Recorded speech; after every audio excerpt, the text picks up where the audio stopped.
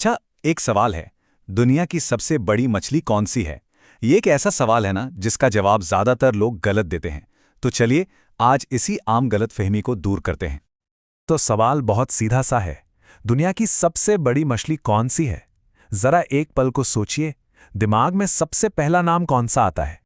अगर आपके दिमाग में ब्लू व्हेल का नाम आया है तो आप अकेले नहीं हैं। सच तो यह है कि ज्यादातर लोग यही सोचते हैं। पर क्या यह जवाब सही है? और यहीं पे आता है कहानी में सबसे बड़ा ट्विस्ट। असल में ब्लू व्हेल एक मछली है ही नहीं। जी हाँ, बिल्कुल सही सुना।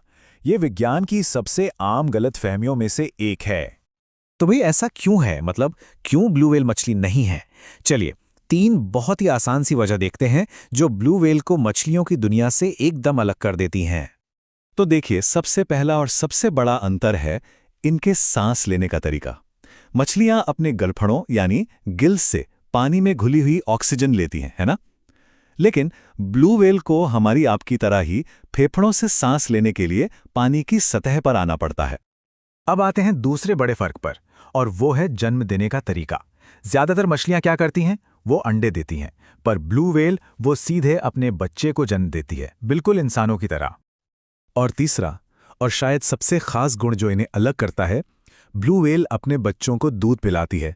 मछलियां ऐसा बिल्कुल भी नहीं करती। ये एक ऐसी खूबी है जो सिर्फ और सिर्फ मैमल्स यानी कि स्तनधारी जीवों में ही पाई जाती है। तो अब इन तीनों बातों को एक साथ रखकर देखिए। हवा में सांस लेना, बच्चे को जन्म देना और दूध पिलाना, ये तीनों चीजें मिलकर ये साफ कर देती हैं कि ब्लू व्हेल मछली नहीं बल्कि एक मैमल यानी कि एक स्तनधारी जीव है। ठीक है, तो अगर ब्लू व्हेल मछली नहीं है तो हमारा जो शुरुआती सवाल था वो तो अपनी जगह पर ही है। आखिर दुनिया की सबसे बड़ी मछली है कौन? और असली जवाब है व्हेल शार्क। जी हां, ये विशाल और बहुत ही शानदार जीव, यही है दुनिया की सबसे बड़ी मछली। और व्हेल शार्क के बारे में एक और मजेदार बात यह है कि ये एक फिल्टर फीडर है। मतलब ये अपना बड़ा सा मुंह खोलकर तैरती है और पानी से छोटे छोटे जीव, जिन्हें प्लैंकटन कहते हैं, उन्हें खाती है। और पता है, अपने इतने बड़े आकार के बावजूद ये इंसानों के लिए बिल्कुल भी खतरनाक नहीं है।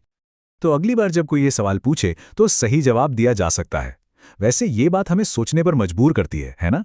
कि ऐसी और कितनी बातें हैं जिन्हें हम सच मानते हैं पर वो असल में सिर्फ एक गलतफहमी होती हैं।